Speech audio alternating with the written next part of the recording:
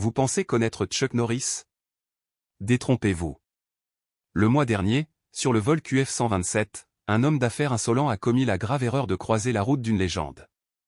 Ce qui s'est passé ensuite a révélé une facette de Chuck Norris dont peu de gens ont jamais été témoins. Mais avant de plonger dans ce moment inoubliable, dites-moi dans les commentaires d'où vous regardez. Tout s'est déroulé à l'aéroport international de Sydney en décembre 2024. La cabine de première classe du vol à destination de Los Angeles était remplie du bourdonnement silencieux des passagers bien nantis qui s'installaient lorsqu'une silhouette solitaire entra. Ses bottes, usées par des années d'utilisation, cognaient doucement contre le tapis moelleux. Un gilet en cuir patiné reposait sur ses larges épaules et sous le bord de son chapeau de cow-boy emblématique, son visage restait partiellement caché. Chuck Norris s'est déplacé avec un calme sans effort, se dirigeant vers le siège 6A. Mais juste au moment où il s'installait, une explosion soudaine rompit la paix. « Et, le pauvre ! C'est mon siège. Dégagez !» Tous les regards se tournèrent vers l'agitation. Debout dans l'allée se tenait Derek Langston, son costume bleu marine impeccable, son eau de Cologne coûteuse encore fraîchement sortie du salon de l'aéroport. Son visage, cependant, était tout sauf posé, la frustration et la fureur déformaient ses traits. Langston passait déjà une journée misérable. Quelques heures plus tôt, un accord commercial de plusieurs millions de dollars s'était effondré sous lui, provoquant une onde de choc dans tout son empire financier. Son esprit était encore sous le choc du désastre, et maintenant, alors qu'il regardait un homme qu'il supposait être venu de l'économie, sa patience s'est brisée. Chuck leva les yeux, son calme caractéristique ne faiblit jamais. Avec un sourire amical, il dit, « Après-midi, partenaire. Ça vous dérange si nous vérifions ces billets ?» Derek se moqua, son visage s'assombrissant d'irritation. « Vérifiez les billets? Regardez-vous. Vous n'êtes clairement pas à votre place en première classe. Quoi, vous avez vendu votre ranch pour acheter ce siège ?» Des murmures résonnaient dans la cabine. Certains passagers échangèrent des regards, d'autres s'agitèrent inconfortablement dans leur siège. Chuck, imperturbable, attrapa le billet de Derek et le retourna d'un mouvement lent et délibéré, qui provoqua quelques accès d'amusement silencieux. Le numéro de siège de Derek? 9A. Pas 6A. Le visage de Derek rougit, mais il redoubla d'intensité. Je me fiche de ce que dit le billet. Les gens comme vous ne s'assoient pas ici. La première classe est pour les gens qui réussissent, pas pour un cow-boy échoué. L'agent de bord s'est avancé pour tenter de désamorcer la situation. Monsieur, votre siège assigné est. Mais Derek l'a interrompu. Savez-vous qui je suis? Je suis Derek Langston, PDG de Langston Enterprises. Il a craché son nom comme si c'était un ticket en or. Mais ceux qui avaient vu les informations financières du matin connaissaient l'amère vérité, Langston Enterprises était en chute libre. Un accord de 50 millions de dollars avait échoué le matin même et son empire montrait déjà des fissures. Chuck ajusta simplement son chapeau et se pencha en arrière. C'est drôle à propos du succès, monsieur Langston. La vie a une façon de nous apprendre l'humilité quand nous nous y attendons le moins. Derek éclata de rire, même si cela manquait de véritable humour. Humilité? Ne me faites pas la morale, cow-boy. J'ai bâti ma fortune à partir de rien, et je ne vais certainement pas suivre les conseils de quelqu'un qui compte sa monnaie en pièces de 5 cents. Le regard de Chuck rencontra celui de Derek, stable et inébranlable. Sa voix était plus douce cette fois, mais le poids derrière elle était indéniable. Vous voudrez peut-être recompter, partenaire. La cabine parut s'arrêter. Même l'air semblait plus lourd. Puis, la voix de Chuck, froide et mesurée, a traversé la tension comme une lame. Essayez des milliers par coups de pied circulaires. Une lueur de confusion traversa le visage de Derek. Mais il n'était pas prêt à reculer. Il redressa les épaules et ricana. Le premier cours est réservé aux vraies réussites. Pas un cow-boy en herbe qui pense que s'habiller comme si c'était le jour du rodéo le rend spécial. Chuck ne bougea pas. Il n'était pas obligé. Le changement dans la cabine était presque imperceptible au début, mais il était là, les passagers chuchotaient, regardaient leur téléphone, la tête penchée alors que la reconnaissance commençait. Un jeune garçon au 4e rang tirait sur la manche de sa mère. Elle haleta, tapant furieusement sur son téléphone. Une adolescente poussa un léger cri, donnant un coup de coude à son père. Les murmures se sont répandus comme une traînée de poudre. Derek, inconscient, était toujours en colère. Sécurité, Quelqu'un appelle la sécurité. Cet homme refuse de s'installer à sa place en classe économique. L'hôtesse de l'air principal s'est approchée, ses lèvres tremblantes d'amusement à peine dissimulées. Monsieur, elle a dit, j'ai vérifié le manifeste. Monsieur Norris est effectivement affecté au siège 6 à prime. Silence. La mâchoire de Derek se relâcha. Monsieur Norris? Répéta-t-il, la voix brisée. Le sourire légendaire de Chuck n'a jamais faibli. Juste quelqu'un qui a appris que le vrai pouvoir ne consiste pas à rabaisser les autres. Et à ce moment-là, alors que toute la cabine de première classe bourdonnait de prise de conscience, Derek Langston comprit qu'il venait de commettre la pire erreur de sa vie. Un homme aux cheveux argentés assis de l'autre côté de l'allée se pencha en avant, sa voix ayant juste assez de poids pour couper la tension. « Fils, tu cries après Chuck Norris depuis 10 minutes. » Les mots frappèrent Derek comme un coup de poing dans le ventre.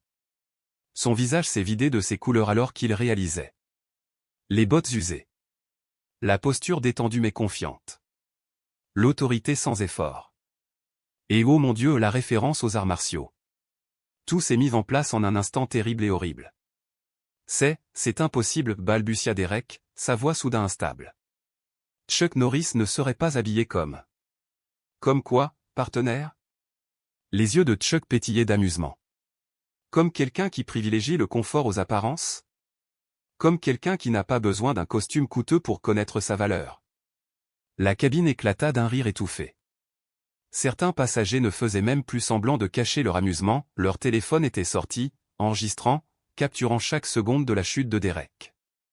Son cauchemar sur les réseaux sociaux venait de passer du mauvais au catastrophique. Monsieur Norris, je n'ai pas la voix de Derek faiblit. Sa cravate de créateur lui parut soudain suffocante, comme un nœud coulant autour de sa gorge. Chuck fit simplement un geste vers l'arrière de la cabine. Le siège 9A est juste là-bas. À moins, bien sûr, que vous préfériez la classe économique. Les rires résonnèrent dans l'avion, mais Chuck n'avait pas fini. Il n'était pas là pour embarrasser Derek, il était là pour lui apprendre quelque chose de bien plus important. Alors que Derek se tournait pour s'éloigner, la voix de Chuck l'arrêta net. Vous savez quelle est la différence entre la force et la puissance? Derek hésita, son visage étant un mélange de honte et de curiosité réticente. Il ne s'agissait plus seulement d'une dispute dans un avion. Chuck Norris était sur le point de lui apprendre quelque chose qui pourrait changer sa vie.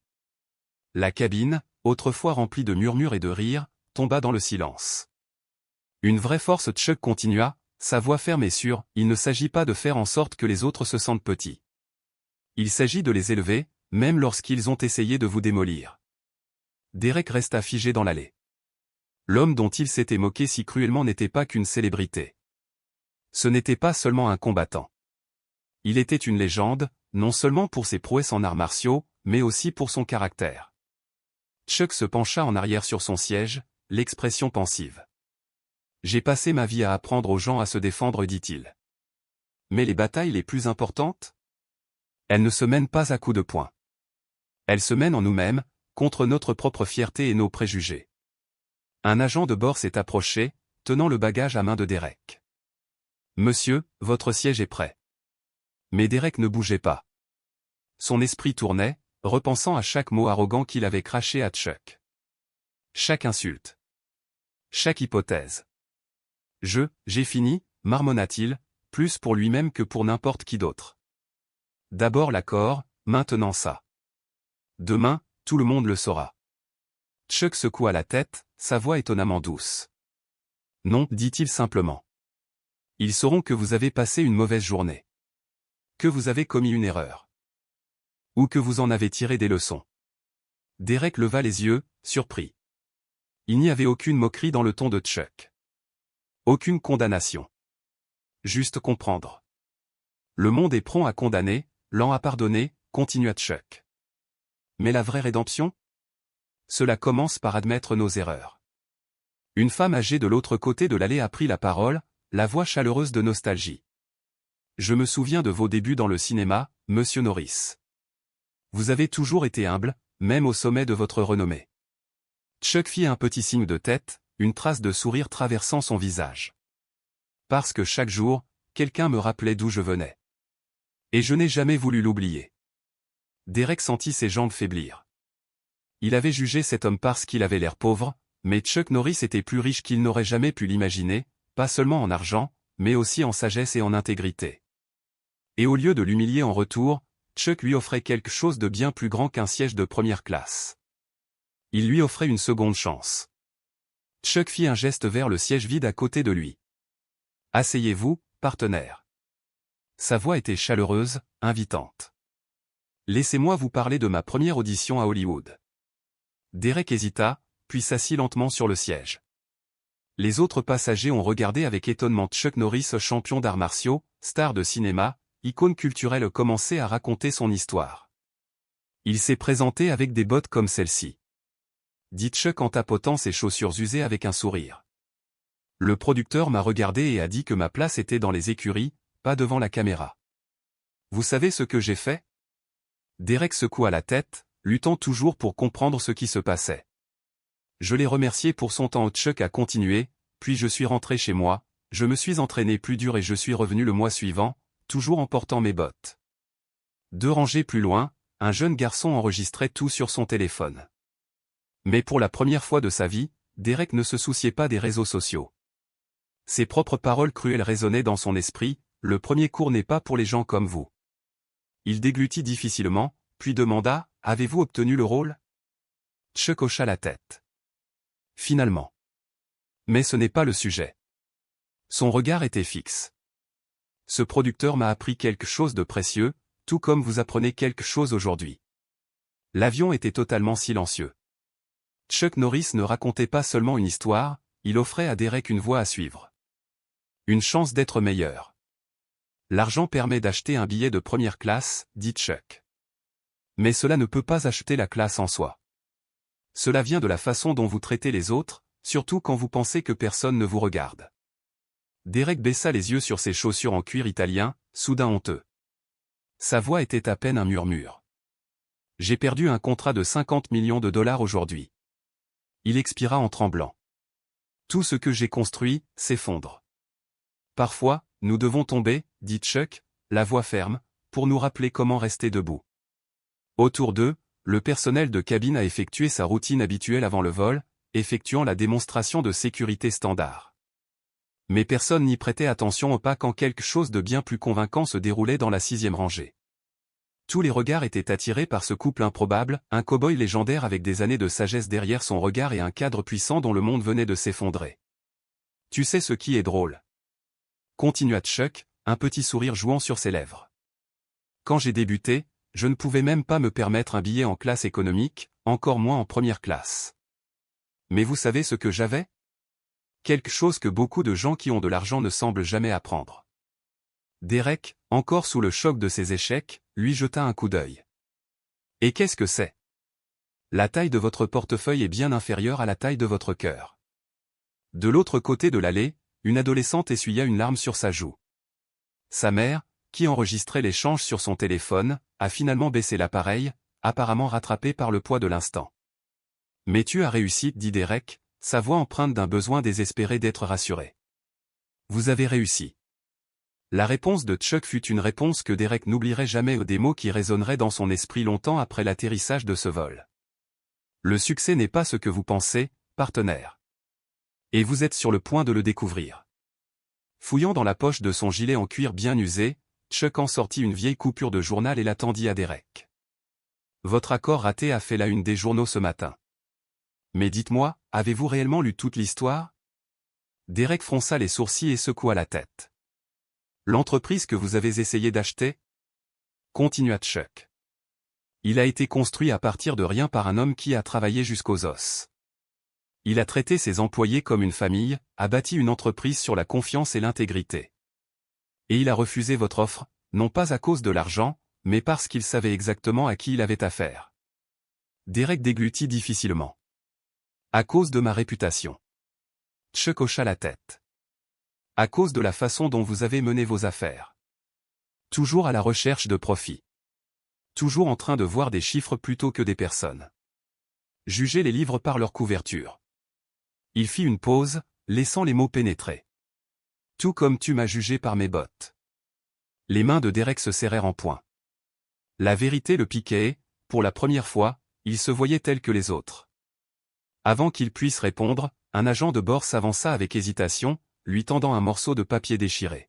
« Monsieur Norris, je déteste vous interrompre, mais mon neveu, il lutte contre le cancer, et... » Sa voix s'éteignit, ses yeux pleins d'espoir tacite. Elle n'avait pas besoin de dire un autre mot. Chuck signait déjà le papier, ajoutant un message d'encouragement sincère. « Tu vois ça ?» dit Chuck en rendant l'autographe avec un sourire chaleureux. « Cette signature ? Elle vaut plus que ces vieilles bottes. Mais la prière que je dirai pour son neveu ce soir ? C'est quelque chose que l'argent ne peut pas acheter. » Derek était assis en silence, regardant Chuck traiter l'agent de bord avec la même gentillesse et le même respect qu'il offrirait à un puissant PDG ou le même respect que Derek n'avait accordé à personne ce jour-là. L'accord, a poursuivi Chuck en se retournant vers lui, n'a jamais été seulement une question d'argent. C'était une question de caractère. Et en ce moment, partenaire, la vie vous donne une chance de montrer la vôtre. L'avion avait atteint son altitude de croisière lorsque Derek retrouva enfin sa voix. « Comment peut-on revenir d'une chose pareille ?» il a demandé. « Tout le monde à bord de ce vol m'a vu dans mon pire état. » Chuck se pencha en arrière, croisant les bras. « C'est exactement là que commence la rédemption, » a-t-il déclaré. « Quand vous touchez le fond, c'est à ce moment-là que vous découvrez de quoi vous êtes vraiment fait. » Il fit signe aux autres passagers. « Ces gens ? Ils ne veulent pas vous voir échouer, partenaire. Ils veulent vous voir progresser. C'est à cela que servent les secondes chances. » Derek se redressa un peu plus. « Monsieur Norris, je... » Chuck corrigea doucement la légende. Derek expira, sa voix pleine d'émotion. « Je t'ai jugé sans rien savoir de toi. J'avais tort, complètement tort. » Chuck l'étudia pendant un moment avant de demander, « Et maintenant que tu sais qui je suis ?» Derek hésita, réalisant de plus en plus. « C'est exactement ça, » dit-il en secouant la tête. « Peu importe qui tu es. Je n'aurais jamais dû traiter qui que ce soit comme je l'ai fait. » Le sourire de Chuck s'élargit. « Maintenant, dit-il avec un signe de tête entendu, c'est ce que j'appelle un bon vieux coup de pied à l'ego. » Un éclat de rire se répandit dans la cabine, brisant la tension. Même Derek réussit à afficher un petit sourire sincère. « Le monde va voir cette vidéo, » soupire-t-il en se frottant le visage. « Bien, dit Chuck sans hésitation. Montre-leur aussi ta rédemption. » 3 mois plus tard, Derek Langston a de nouveau fait la une des journaux, mais pas pour un autre rachat d'entreprise. Cette fois, l'histoire était celle d'un PDG qui avait transformé toute la culture de son entreprise. À partir de ce moment, chaque nouvel employé de son entreprise reçut dès son premier jour une paire de bottes usées, accompagnée d'une note indiquant « Votre caractère compte plus que vos vêtements ». La vidéo virale de sa rencontre avec Chuck Norris ne l'a pas détruit comme il l'avait craint autrefois. Au lieu de cela, c'était devenu un tournant, un symbole de rédemption. L'histoire d'un homme qui a finalement compris que le véritable succès n'était pas une question de cours boursier ou de transactions au sein du conseil d'administration. C'était une question d'intégrité. À propos du cœur. Et Chuck ? Une semaine plus tard, Derek a reçu une photo signée au non pas d'une scène de film ou d'un coup de pied rond, mais de ses bottes éraflées et bien voyagées. Le message en dessous disait « Continuez à suivre le bon chemin, partenaire. » La vie a une façon de nous enseigner des leçons des manières les plus inattendues. Pour Derek, cette leçon s'est présentée sous la forme d'un cow-boy doté d'une sorte de sagesse discrète, celle qui prouve que l'humilité n'est pas une faiblesse. C'est le fondement de la vraie force. Alors, la prochaine fois que vous jugerez quelqu'un sur ses vêtements, son titre ou le siège qu'il occupe dans un avion, souvenez-vous de cette histoire. Parce que, comme Chuck Norris nous l'a rappelé ce jour-là, la vraie classe ne se mesure pas en dollars, mais en gentillesse. Et Derek ? Eh bien, il a enfin appris à quoi ressemble le vrai succès. Pas l'argent. Pas le pouvoir. Mais les vies que nous touchons et les cœurs que nous changeons. Si cette histoire de rédemption vous a inspiré, n'oubliez pas d'appuyer sur le bouton j'aime et de vous abonner. Déposez un commentaire ci-dessous, quelle a été la plus grande conclusion que vous avez tirée de la sagesse de Chuck ? C'est Ludwig qui vous le rappelle, les meilleures leçons de vie viennent souvent des professeurs les plus inattendus. Rendez-vous dans la prochaine vidéo.